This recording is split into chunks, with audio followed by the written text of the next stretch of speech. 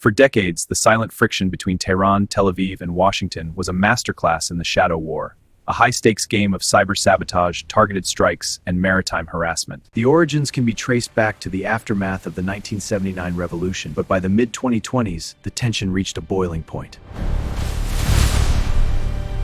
Iran's nuclear advancements, met by increasingly brazen Israeli operations and a U.S. maximum pressure campaign, shifted the battle from the shadows into the harsh light of open confrontation. It began not with a formal declaration, but with a massive coordinated cyber attack, leaving the world to wonder who would fire the first physical shot. March 2026, the Middle East war escalates into a high-intensity regional conflict. The geopolitical balance between the US, Israel, and Iran is the world watches in fear. The shadow over the strait. In the Strait of Hormuz, vessels are... Explosions rock the oil tank! Military frigates fire back. The battle rages on. The shadow over the strait grows. In 2026, the conflict begins. Jets patrol the tense skies. Explosions rock the waters. The morning mist over the Strait of Hormuz is filled with the smoke of the Mayari Nuri. The Omani Navy rescued 20, but 3 remain missing, trapped in the ruined engine room. The opening salvo of Operation Epic Fury. Launch the attack! No mercy! Yes, sir! Missiles away. Epic Fury unleashed. The current war began on February 28, 2026, when the United States and Israel launched Operation Epic Fury. In nearly 900 precision strikes, they targeted Iranian leadership, air defenses, and military infrastructure. The significant outcome was the death of Iran's supreme leader Ali Khamenei and several high-ranking officials. While the US intended the strike to decapitate the regime and force a quick collapse, Your economies will fall! the routine patrol began as any other. Full speed ahead. The shipping crisis is the central pillar of Iran's retaliation.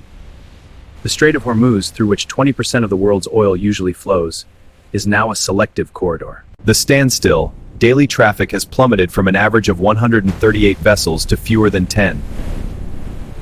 In the last 24 hours alone, 3 ships were struck by projectiles. Iran has warned that any vessel linked to the US, Israel, or their regional allies is a legitimate target. The targets. In the last 24 hours alone, 3 ships, the Mayari Nuri, the ON Majesty, and the Star Gwyneth, were struck by projectiles.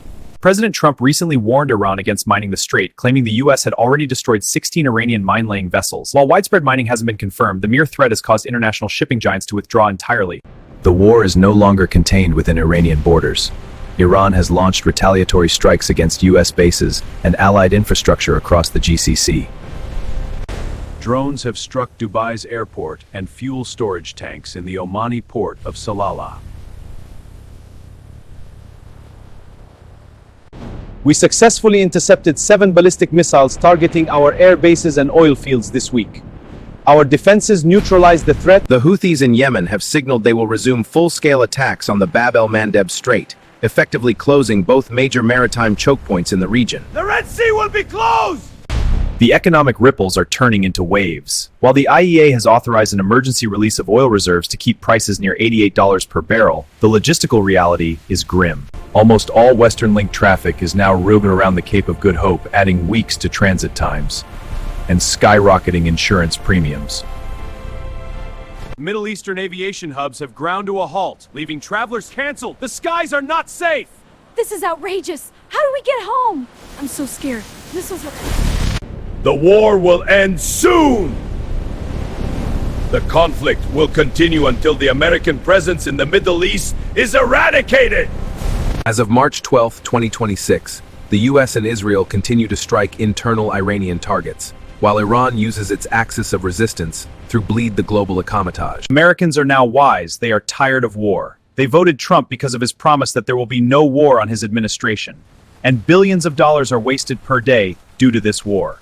But after the Jeffrey Epstein files gets viral, it seems like Netanyahu is holding a lot of secrets about Trump that he is using to blackmail the president. Netanyahu holds Trump's secrets. He uses them to blackmail the president. The leverage is too powerful to ignore. To this day, the end of the war remains unknown. Only God knows, and I pray for the forgiveness of all. So many have risked their lives for this conflict, and so many are now gone. Is this war truly worth the future of our children?